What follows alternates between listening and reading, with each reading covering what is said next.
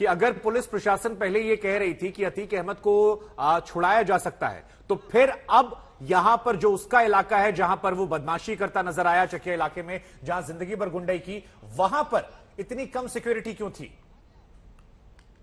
प्रयागराज में law and order की situation पूरी तरह से कंट्रोल में रहे और वो कंट्रोल में भी है। इंडिया टुडे भी अपने व्यूअर से अपील करता है कि किसी तरह की जो अफवाह है उसमें बिल्कुल भी ध्यान नहीं दे और पूरी तरह से शांति बनाए रखे। पुलिस ऑन ग्राउंड है, न सिर्फ प्रयागराज में बल्कि पूरे उत्तर प्रदेश में। नंबर 3 जो सबसे इंपॉर्टेंट है, सीएम योगी आदित्यनाथ ने इस पूरे मामले को खुद इसका कॉन्ग्लिजेंस लिया है और DGP UP, ADG law and order Prashant Kumar समेत कई आईपीएस ऑफिसर वो लखनऊ से रात में ही रवाना हो गए और प्रयागराज पहुंचेंगे। तो रात में भी प्रयागराज पुलिस फ्लैग मार्च कर रही है। लेकिन जिस तरह से ये पूरी घटना हुई है, पुलिस कस्टडी रिमांड पे अशरफ और अतीक थे, उनकी सिक्योरिटी की पूरी रिस्पॉन्सिबिलिटी वो पुलिस की थी और खुद अदालत ने भी ये कहा था कि पुलिस इंश्योर करे कि उनकी सिक्योरिटी को लेकर पूरी तरह से पुलिस इंश्योर करे कि वो सुरक्षित रहे, क्योंकि कई मल्टीपल अलर्ट थे अतीक और अशरफ को लेकर। अतीक और अशरफ का पुराना क्रिमिनल हिस्ट्री रहा है, ये सभी को मालूम है। उनके दूसरे गैंग से राइवलरी रही है, ये भी सबको मालूम है। तो कस्टडी के दौरान या फिर कहीं भी पुलिस लेकर जा रही थी तो इस बात का ख्याल रखना चाहिए था कि ये दोनों बहुत बड़े क्रिमिनल है, कोई छोटे मोटे क्रिमिनल नहीं है। जाहिर सी बात है इनके जो दूसरे गैंग के लोग होंगे वो भी अटैक कर सकते हैं। इसके अलावा और भी कई थ्रेट थे। खुद असद के इनकाउंटर के बाद यूपी पुलिस ने यह दावा किया था कि अतीक अहमद को जब साबरमती जेल से लाया जा रहा था तो झांसी में पुलिस पार्टी पर अटैक करके अतीक को छुड़ाने की प्लानिंग थी। तो ये भी एक अलर्ट था। लेकिन जो पुलिस थी, पुलिस ने इस पूरे मामले को गंभीरता से नहीं लिया और ये शायद अपने आप में बहुत हैरान करने वाली घटना है कि दो ऐसे लोग जिनको लेकर इतने मल्टीपल अलर्ट थे वो पुलिस कस्टडी में मार गिराए जाते हैं। तो इसकी जुडिशियल इंक्वायरी के भी आदेश सीएम योगी आदित्यनाथ ने दे दिए। लेकिन शिव, यहाँ इंपॉर्टेंट ये भी हो जाता है कि पुलिस का जो रिस्पांस टाइम था वो कितना खराब था। अगर आप तस्वीर देखिए तो एक शूटर वो लगातार फायरिंग कर रहा है, बकायदा टारगेट करके अतीक को। पहले जो फायरिंग होती है अतीक पर होती है, उसके बाद अशरफ पर होती है, लेकिन जब अतीक गिर जाता है उसके बावजूद भी फायरिंग करता रहता है और पीछे से जो एक पुलिसकर्मी जिसके पास वेपन्स नहीं है वो पकड़ने की नाकाम कोशिश कर रहा था। इस प्रयागराज इंसिडेंट को अगर मैं कंपेयर करूंगा दिल्ली में रोहिणी कोर्ट के अंदर जो एक गैंगस्टर जितेंद्र गोगी था उस पर अटैक करने की जब अटैकर्स ने कोशिश की थी, वहां पर जो पुलिसकर्मी थे उन्होंने क्विकली रिस्पॉन्ड किया था और जो अटैकर्स थे उनको मार गिराया था। क्यों? क्योंकि जिम्मेदारी पुलिस की थी वहां पर। यहाँ पर जो पुलिस का रिस्पॉन्स टाइम है वो कितना खराब था कि जो 3 अटैकर्स थे वो अटैक करने की जब कोशिश कर रहे थे, पुलिस अगर कोशिश करती तो बचाया जा सकता था अतीक और अशरफ को, क्योंकि वो फायरिंग जब कर रहे थे तो पहले अतीक को मारे, उस दौरान अशरफ पूरी तरह से सेफ था। तो वहां और ऐसा भी नहीं है कि जो पुलिसकर्मी वहां मौजूद थे उनके पास वेपन्स नहीं था। अगर वो वेपन्स से रिटेलिएट करते, रिस्पॉन्स टाइम अच्छा होता तो शायद अतीक और अशरफ को बचाया जा सकता था। शायद यही वजह है कि पुलिस की लापरवाही है। 17 पुलिसकर्मी जो है उनको सस्पेंड कर दिया गया है, लेकिन पुलिसकर्मियों को क्या ये अरविंद ये खबर पुख्ता है? क्योंकि बीच में खबर आ रही थी कि शायद ये खबर जो है सही नहीं है। अरविंद, आप तो क्राइम रिपोर्टिंग करते हैं, आपको बेहतर जानकारी होगी। क्या ये पुख्ता तौर पर आप कह रहे हैं कि ये 17 वाली जो खबर है पुलिसकर्मियों सस्पेंड करने वाली, वो सही है? वो पुलिस ने रिस्पॉन्ड नहीं किया जिसको बाकायदा कस्टडी में ठीक है। अरविंद को आप लोग जानकारी, अरविंद तक शायद हमारी आवाज नहीं पहुंच रही है, उन्हें अपडेट कर दिया जाए कि उन तक शायद हमारी आवाज नहीं पहुंच। तो मेरे 2 सहयोगी और जो हैं उनके पास हम चलते हैं। आशीष, अगर आप हमारे साथ जुड़े हुए हैं तो ये सवाल मेरा आपसे होगा, ये जो अरविंद अभी जिक्र कर रहे थे 17 पुलिसकर्मियों वाला, ये खबर पुख्ता है या ये खबर अभी हवा हवाई है? क्योंकि बीच में खबर आई थी कि शायद पुलिसकर्मियों पर एक्शन ले लिया गया जो ग्राउंड पर थे और जिन्हें डिप्लॉयमेंट की जिम्मेदारी दी गई थी।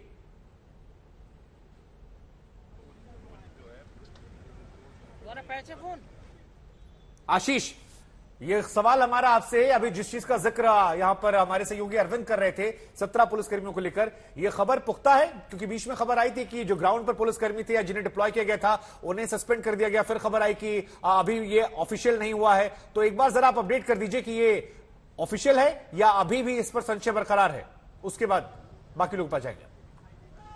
देखिए अभी इसमें संशय शुभांकर मैं बताना चाहूंगा कि अभी इसमें संशय है, चूंकि अभी 17 पुलिसकर्मियों की बात नहीं की गई है और साफ तौर से अभी भी मीटिंग अंदर चल रही है जिसमें डीजीपी, एडीजी और प्रमुख सचिव होम सभी अंदर मौजूद है सीएम।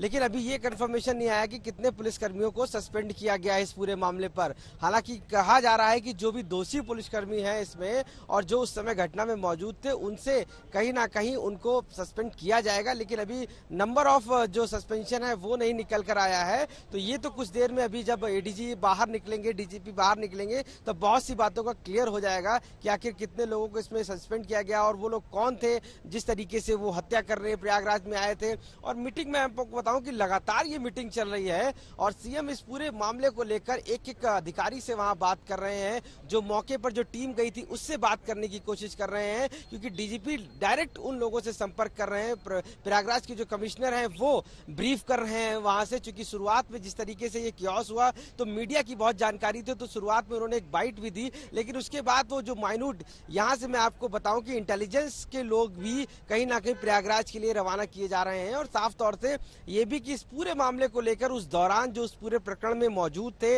वहां पर जो अधिकारी मौजूद थे, जो पुलिसकर्मी मौजूद थे, उन सभी के बारे में एक पूरी डिटेलिंग करके सीएम को एक रिपोर्ट बना के भेजी जा रही है वहां से कि आखिर किस तरीके की ये घटना वहां पर हुई है और उस दौरान उसमें कौन कौन मौजूद था। क्योंकि जिस तरीके के इंसिडेंट हुआ है और लगातार कहीं ना इससे पहले भी अतीक अहमद जो और अशरफ को बाहर लाया गया था और उस दौरान भी पुलिसकर्मी थे।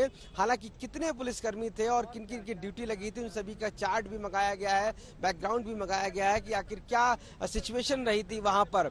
तो इन सभी मामलों को लेकर एक जो उच्च स्तरीय जो बैठक है मैं आपको बताऊं कि अंदर वो चल रही है लगातार और एक एक चीज को मीडिया को भी मॉनिटर किया जा रहा है कि क्या क्या खबरें किस तरीके से चलाई जा रही हैं और क्या अपडेट्स हो रहे हैं। क्योंकि वहां के जो प्रयागराज के अधिकारी हैं वो हॉटलाइन पे लगातार बात कर रहे हैं और वो ये बताने की कोशिश कर रहे हैं कि परिस्थितियां किस तरीके की वहां पर थी और किस तरीके से ये पूरा सीन वहां पे क्रिएट हुआ है। तो इन सभी की जानकारी, क्योंकि सीएम ने जिस तरीके से जांच कमेटी बनाई है, उस जांच कमेटी इस पूरे मामले की छानबीन करेगी और इसके साथ साथ जो सीएम ने पूरे उत्तर प्रदेश को ये अलर्ट पे रखा है कि कहीं भी जो संवेदनशील इलाके हैं वहां पर भी और इसके अलावा प्रदेश के अलग अलग जिलों में किसी प्रकार की कोई बातचीत या ऐसा माहौल ना गर्म हो पाए जिसकी वजह से कोई विवाद की स्थिति सामने आए।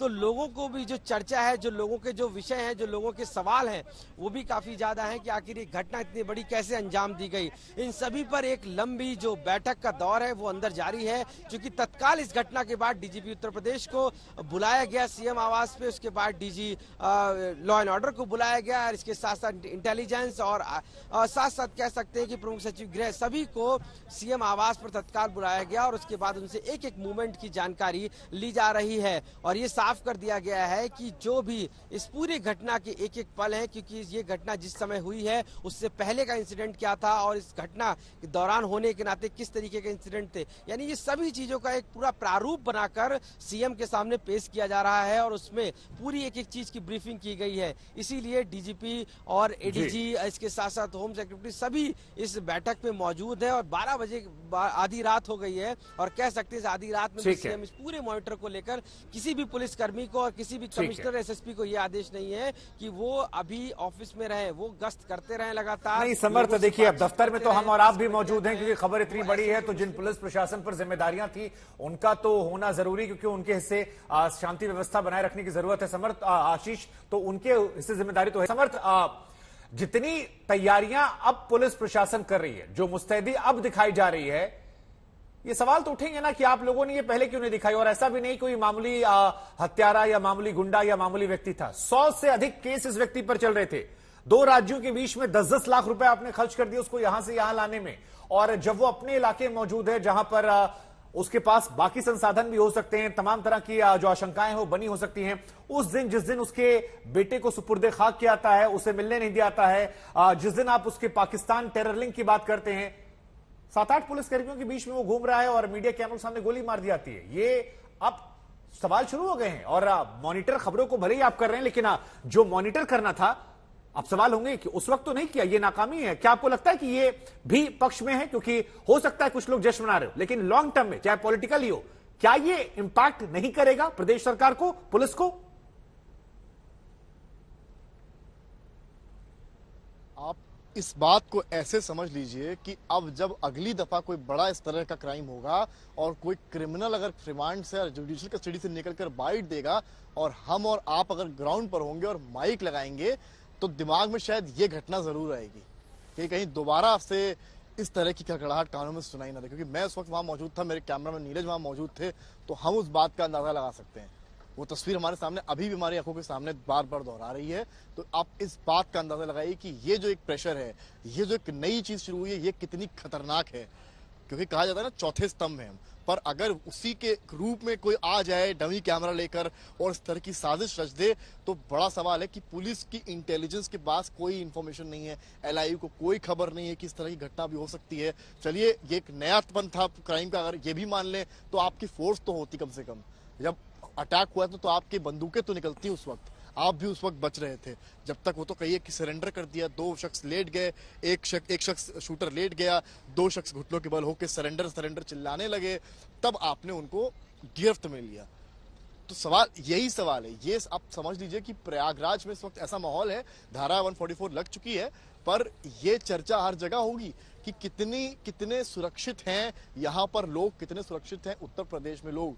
सवाल ये है, लॉ एंड ऑर्डर की चर्चा होती है, माफियाओं पर कार्रवाई भी यूपी में हुई है, पर आज जो घटना हुई है एक अस्पताल के अंदर, आप अंदाजा लगाइए अस्पताल में जो मरीज एडमिट होंगे या जो डॉक्टर्स ड्यूटी पर होंगे उनका क्या हाल हो रहा होगा। हम लोग तो खैर सामने ही थे, हमारे सामने जो हुआ सो हुआ, हमारे रोंगटे अभी तक खड़े हैं, पर आप अंदाजा लगाइए जब अंदर अस्पताल में कोई अगर आता है, ये खबर जब आप लोगों ने ब्रेक करी, इस तरह के इंसिडेंट देखे, आप अस्पताल के अंदर मौजूद लोगों की बात कर रहे हैं। उस वक्त मैं स्टूडियो में बैठा था, मुझसे हम नाइट रिकॉर्डिंग करने वाले थे और पीसीआर ने जानकारी दी कि अतीक के ऊपर गोलियां चली हैं। हमें लगा, पहला जो रिएक्शन मेरा था इस खबर को कवर करते वक्त, कि शायद आसपास किसी ने गोलियां चलाई होंगी माहौल बिगाड़ने के लिए, हो सकता है उन्हें गुर्गे हो।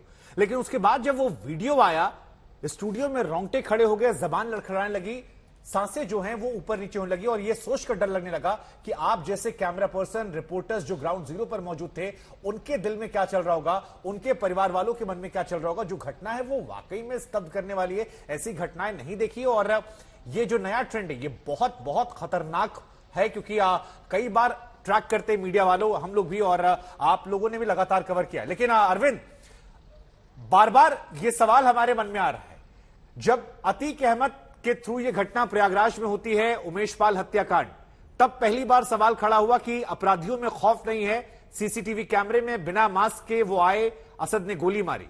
लेकिन आज उस घटना से भी 4 कदम आगे बढ़कर 9 पुलिस वालों की मौजूदगी में, मीडिया कैमरों की मौजूदगी में, वो कैमरे जिनको लेकर अतीक को समझ रहा था कि शायद मैं सुरक्षित रहूंगा जब तक ये कैमरे मेरे इर्द गिर्द रहेंगे, गोलियां चलती हैं, टारगेटेड निशाना, और उसके बाद पूरा प्रदेश सन्न है। देर सवेर हर तरफ सवाल उठ रहे हैं कि कैसी ये कानून व्यवस्था, कैसा ये कानून का इंसाफ, और क्या यही था जिसे कहा गया था मिट्टी में मिला देंगे। नहीं देखिए शुभांकर, अभी आप सबको अगर अलग छोड़ भी दें तो जो क्राइम सीन पर आप जो तस्वीरें अलग अलग आई हैं, उस तस्वीर को आप अगर विश्लेषण करेंगे उस तस्वीर का, तो बकायदा जो पुलिस को, जैसे मैंने भी कहा, पुलिस को बकायदा प्रॉपर ट्रेनिंग दी जाती है कि अगर इस तरह की कोई सिचुएशन हो तो कैसे रिस्पॉन्ड करना है। तो क्या इनको ट्रेनिंग नहीं दी गई थी? अत्याधुनिक हथियार थे तमाम पुलिस कर्मियों के पास। और जो मैंने तस्वीरें देखी, बकायदा सबसे पहले जो अटैकर है वो अतीक अहमद को गोली मारता है, उसके बाद अशरफ को गोली मारता है, एक एक गोली लगी रहती है। उस वक्त भी अगर पुलिस प्रॉपर रिस्पॉन्ड करती, अटैकर्स की तरफ को काबू में करने की कोशिश करती, गोली चलाती, क्योंकि गोली चलाने का पूरा अधिकार पुलिस के पास है।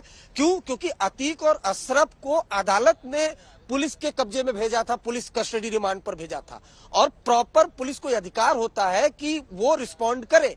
और अगर आप देखें तो एक अटैकर्स को एक पुलिस वाला पकड़ने की नाकाम कोशिश कर रहा है। बात की बात आप भूल जाइए कि कितनी सुरक्षा थी, नहीं थी, लेकिन इतने तो प्रॉपर पुलिसकर्मी थे, कम से कम जो 3 हमलावर थे, 3 से ज्यादा पुलिसकर्मी वहां पर मौजूद थे। बहुत आसानी से अगर वो रिस्पॉन्ड करते तो शायद अतीक और अशरफ को कम गोली लगती, शायद उनको बचाया जा सकता था। लेकिन एक तस्वीर में बकायदा जो अतीक पर अटैक करता है, वो अटैकर्स दूर से लगातार फायरिंग करता रहता है, 1 2 3 4 फायरिंग करता रहता है, और पुलिस का जो रिस्पांस टाइम था, एक पुलिसकर्मी जिसके पास हथियार नहीं था वो पकड़ने की नाकाम कोशिश कर रहा था, कभी पकड़ रहा था कभी छोड़ रहा था। बाकी पुलिसकर्मी क्या कर रहे थे, उन्होंने क्विकली रिस्पॉन्ड क्यों नहीं किया? क्योंकि मैंने बकायदा दिल्ली में और कई बार इस तरह के इंसिडेंट देखे हैं, यहां तक कि कोर्ट में कई बार गैंगस्टर को मारने के लिए दूसरे शूटर पहुंचते हैं, पुलिस तुरंत रिस्पॉन्ड करती है। दिल्ली में ऐसा एक इंसिडेंट हुआ था,